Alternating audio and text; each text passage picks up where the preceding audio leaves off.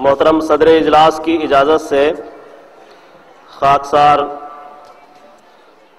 इस इलाके के हमारे मुकामी तौर पर शहर के भी और इस इलाके के और पंजाब के और मुख्तलिफ इलाक़ों से जो मुअज़्ज़ज़ हज़रात आए हुए हैं उन सब का शुक्रिया अदा करता है। और यहाँ हमारे साथ भी बैठे हुए हैं, ख़ास तौर पर हमारे कैप्टन बलबीर सिंह साहब बाट जो MLA हैं हल्का श्री हरगोबिंदपुर, इसी तरह जगदीश राज साहिनी साहब भी हमारे दरमियान तशरीफ़ फरमा है जो XMLA बटाला से आप ताल्लुक़ रखते हैं। अभी तिरुपति राजेंद्र सिंह बाजवा साहब भी आए हुए थे और उन्होंने अभी किसी काम से गए हुए हैं, कह रहे हैं जब हुजूर का प्रोग्राम आएगा तो मैं उस लेक्चर में शरीक हूँगा। शहर के बहुत से लोग यहाँ पर हैं, खोसला साहब, हकीम साहब वगैरह और बहुत से ऐसे हैं जिनका लंबी फहरिस्त हो जाएगी। और इस वक्त मेंबर ऑफ पार्लियामेंट जो किसी तारुफ के मोहताज नहीं, उनका अपना मुकाम और अपनी ज़ात ही खुद सब लोग जानते हैं, हमारे दरमियान इस जलसे में शिरकत के लिए आए हुए हैं। मैं उन्हें दावत देता हूं, जनाब नवजोत सिंह सिद्धू साहब।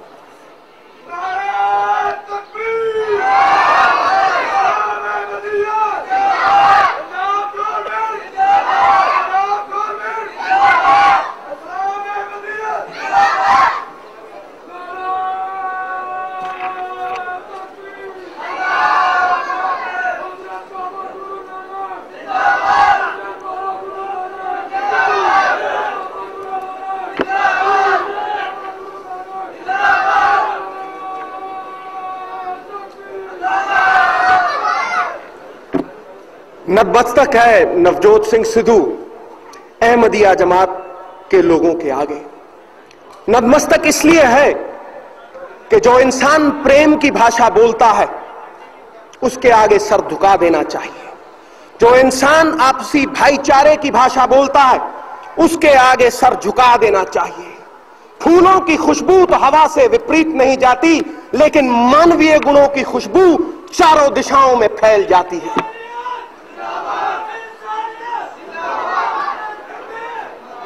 आज फैल गई है खुशबू हवाओं में उन मानवीय कर्मों की, मिर्जा गुलाम अहमद साहब के कर्मों की, जिन्होंने इस दुनिया में प्यार बांटा है, इस दुनिया से नफरत मिटाने की कोशिश की है।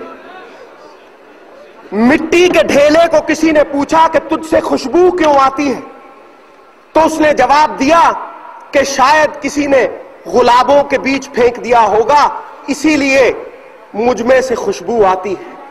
आज दुनिया भर से इतने गुलाब हैं यहां, इस मिट्टी के ढेले से भी खुशबू आने लगी है।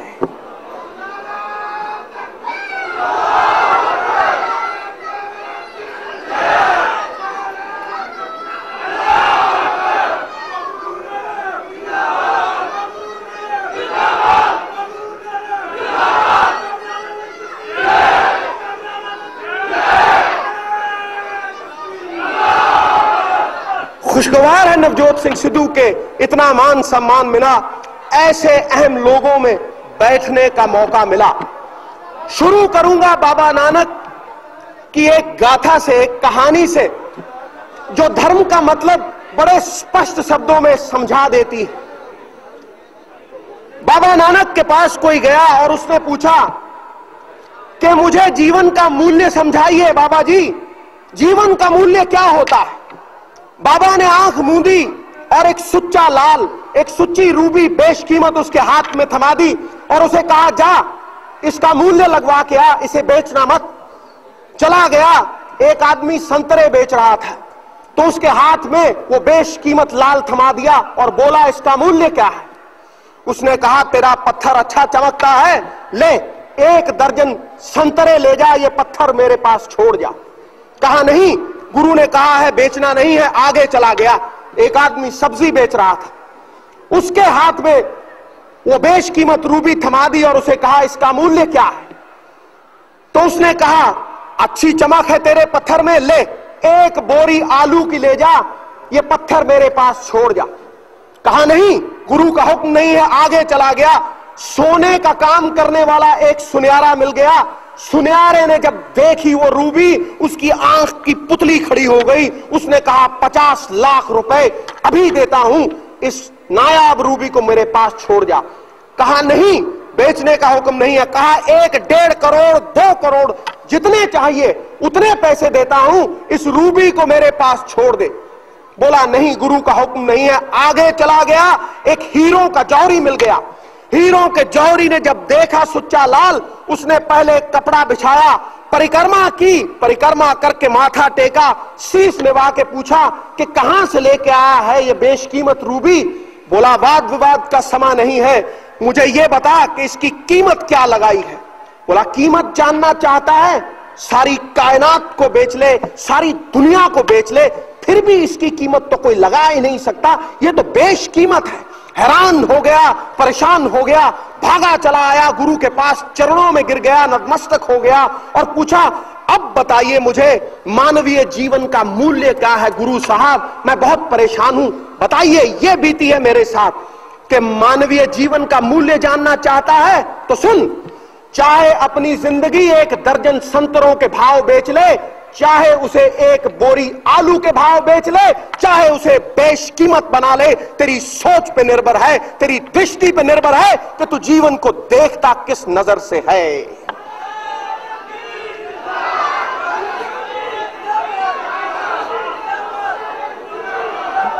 इस दुनिया का कोई मजहब बुरा नहीं, कोई आदमी बुरा नहीं, कोई आदमी अच्छा नहीं, ये तो सोच बनाती है मजहब को। जिसकी सोच ऊंची वो शहंशाह, शाहों का शाह, और जिसकी सोच नीची वो भिखारी, उसके हाथ में ठूठा ठन ठन पाल मदन गोपाल, उसको कोई पूछेगा नहीं। इस दुनिया में कोई ऊंचे आसन पे बैठ के ऊंचा नहीं हो जाता। किसी महल मनारे की छत के ऊपर कोई कौवा बैठा हो तो कौवा गरुड़ नहीं बन जाता, बाज नहीं बन जाता। बाज अपनी उड़ारी से बाज है। कोई जन्म से भी आज तक ऊंचा नहीं हुआ। कमल का फूल कीचड़ में उगता है लेकिन अपने गुणों की वजह से परमात्मा के शीश के ऊपर चढ़ता है। कोई जन्म से भी ऊंचा नहीं हुआ। इसीलिए नहीं मानता नवजोत सिंह सिद्धू जात पात को, नहीं मानता ऐसी चीज को जो नफरत फैलाए। इंसान ऊंचा होता है अपनी सोच से, अपने उज्जवल विचारों से, अपने कर्म से। कर्म छोड़ते हैं बहुत गहरी छाप इंसान के जहन के ऊपर। वो छाप जो श्री गुरु गोविंद सिंह जी ने छोड़ी, वो छाप जो हजरत साहब ने छोड़ी, गुलाम अहमद साहब ने छोड़ी, वो छाप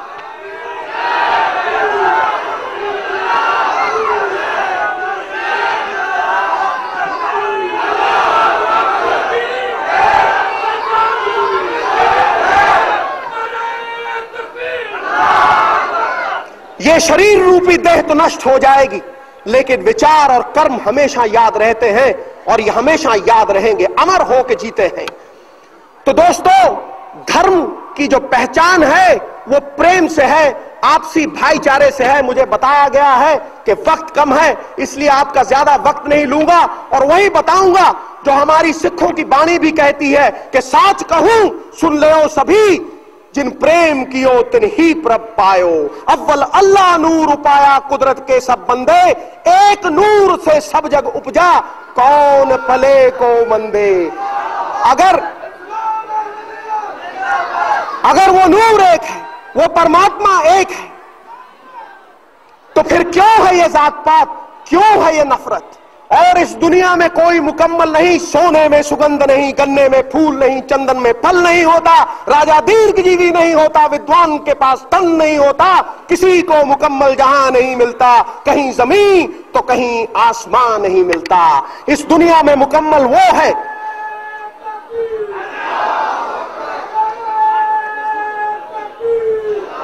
इस दुनिया में मुकम्मल वो है जिसने अपने अंदर उस परमात्मा की लौ को पहचाना है। चाहे उसे अल्लाह कहो, चाहे उसे राम कहो, चाहे उसे नारायण कहो, वो एक है। जैसे तिलों में तेल छुपा है, सागर में उसकी लहरें छुपी हैं, पुष्पों में फूलों में उनकी खुशबू छुपी है, वो परमात्मा आपके अंदर छुपा है। जितना वो मंदिर में है, जितना वो मस्जिद में है, जितना वो गुरुद्वारा में है, उतना आपके भीतर छुपा है। उस लोक के साथ एक होके देख, ये मतभेद मिट जाएंगे, ये गंदगी मिट जाएगी, तेरी सोच बदल जाएगी, तू पाक हो जाएगा, उस ब्रह्म का अंश हो जाएगा।